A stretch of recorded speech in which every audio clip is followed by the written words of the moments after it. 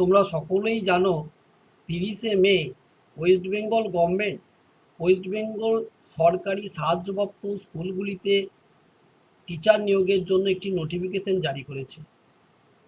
এটি দীর্ঘ 9 বছর পর একটি নোটিফিকেশন। এই নোটিফিকেশনের মাধ্যমে West Bengal school service commission state level selection test দ্বারা গোটা রাজ্য জুড়ে স্কুলগুলির টিচার নিয়োগ করবে। এই টিচার নিয়োগের যে নোটিফিকেশন, সেই নোটিফিকেশন সংক্রান্ত কিছু বিষয় নিয়ে আজকে আমরা আলোচনা করব। আমরা নোটিফিকেশনটা থেকে যেটা দেখতে পাচ্ছি আপাতত স্কুলগুলিতে 9, 10 এবং 11, 12 এই দুটো বিষয়ের জন্য শিক্ষক নেওয়া হবে। পরবর্তীকালে আপার প্রাইমারি লেভেলও শিক্ষক নিয়োগ হবে। এই নোটিফিকেশন থেকে যেটুকু বোঝা যাচ্ছে যে অনলাইনে ফর্ম ফিল আপ হবে এবং সেই ফর্ম ফিল আপ স্টার্ট হবে 16ই জুন থেকে এবং চলবে 14ই জুলাই পর্যন্ত।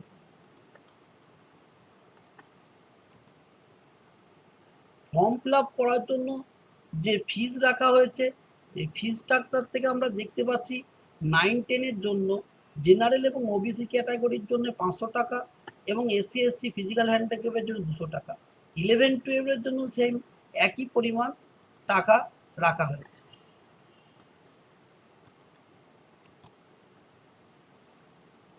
এই নোটিফিকেশন থেকে আমরা যে এলিজিবিলিটি ক্রাইটেরিয়া দেখতে পাচ্ছি সেটা হচ্ছে 9, 10 জন্য এজ লিমিট হচ্ছে 21 থেকে 40 বছর পর্যন্ত, কিন্তু 2016 সালের যারা ক্যান্ডিডেট আছে তাদের জন্য কিছু এজ রিল্যাক্সেশন সুপ্রিম কোর্ট দিয়েছে।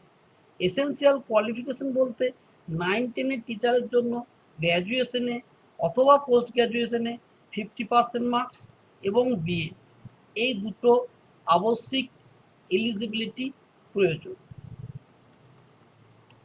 একই রকমভাবে 11, 12 জন্য এজ লিমিট 21 থেকে 40 বছর পর্যন্ত এবং অন্যান্য সংরক্ষণ যে ক্যাটাগরি আছে তাদের যে বয়সের ছাড় আছে সেটা তো আছে, সঙ্গে 16 সালের ক্যান্ডিডেটের জন্য সুপ্রিম কোর্টের যে এজ রিল্যাক্সেশন আছে সেটা আছে।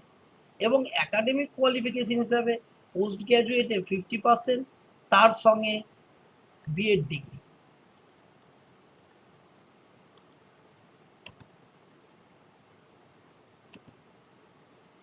আমরা এই নোটিফিকেশন থেকে একটা টেন্টেটিভ শিডিউল পেয়েছি।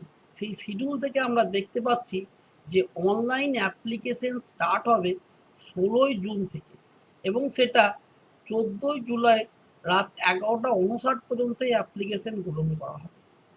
রিটেন টেস্টের যে টাইম ডেট দেওয়া হয়েছে সেটা দেওয়া হচ্ছে tentatively first week of September. এখন ফার্স্ট উইক অফ সেপ্টেম্বরের যে কোনো দিন এই এক্সামিনেশন নেওয়া হতে পারে। তবে আমরা পূর্বের অভিজ্ঞতা থেকে দেখেছি যে এই পরীক্ষাগুলো রবিবারেই সংক্রান্ত নেওয়া হয়, কিন্তু অন্য দিনেও হলেও হতে পারে, কিন্তু রবিবারই সম্ভাবনা সবথেকে বেশি। এবং রেজাল্ট প্রকাশ হওয়ার যে টেন্টেটিভ একটা শিডিউল দেখা যাচ্ছে সেটা দেখা যাচ্ছে 4th উইক অফ অক্টোবর, অর্থাৎ অক্টোবর মাসের শেষ সপ্তাহে। ইন্টারভিউ শিডিউল দেওয়া হয়েছে ফার্স্ট উইক থেকে 3rd উইক নভেম্বর এবং ফাইনাল প্যানেল প্রকাশ করা হবে 24শে নভেম্বর এবং কাউন্সিলিং শুরু হবে 29/11/2025। এগুলি সবই টেন্টেটিভ শিডিউল।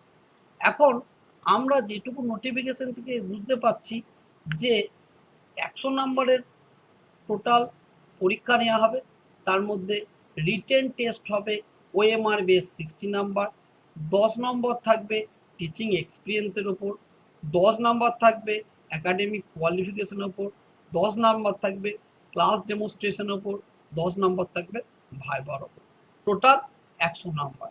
এই 100 নম্বরের মধ্যে 60 নাম্বার হবে রিটেন টেস্ট এবং এটা OMR এ নেওয়া হবে এবং তার সঙ্গে তার কার্বন কপি ছাত্রদেরকে ফেরত দেওয়া হবে। এটা স্কুল সার্ভিস কমিশন অলরেডি ঘোষণা করেছে। এই পরীক্ষার পরবর্তী সিলেবাস কীরকম, কী করে এই অল্প সময়ের মধ্যে এরকম একটা সুবর্ণ সুযোগ যাতে আমরা কাজে লাগাতে পারি সেটার দিকে আমাদের নজর রাখতে হবে। যেহেতু একটা প্রচুর পরিমাণ সিট আছে তাই খুব ভালোভাবে আমাদেরকে প্রিপারেশন করতে হবে যাতে এই পরীক্ষায় আমরা উত্তীর্ণ হতে পারি। পরবর্তী ভিডিওতে এই সিলেবাস নিয়ে, ফিজিক্স বিষয়ে সিলেবাস নিয়ে এবং অল্প সময়ে কোন কোন বই পড়লে আমরা উপকৃত হব, এই ৩ মাসের মধ্যে সমগ্র সিলেবাসকে কীভাবে আমরা ছোট্ট করে শেষ করতে পারি, কোন অংশকে বাদ দেবো, কোন অংশকে গ্রহণ করব এবং কোন বইগুলি পড়লে আমরা উপকৃত হব, সেগুলো নিয়ে আমরা আলোচনা করব।